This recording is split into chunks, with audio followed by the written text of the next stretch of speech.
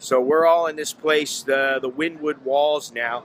It's a pretty cool little artsy district. And if you go into this court, this square, just all the buildings are just painted with wild paintings.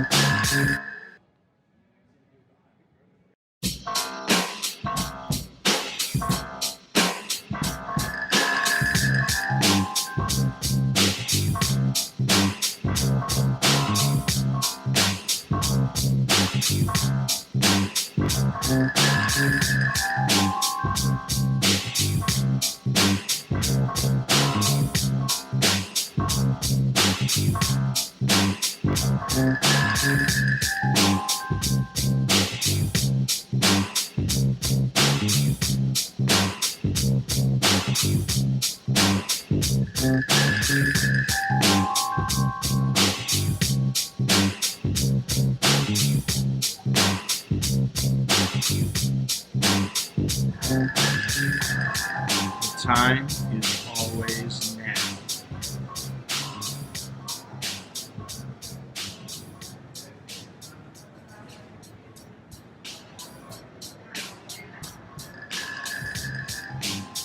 The time is always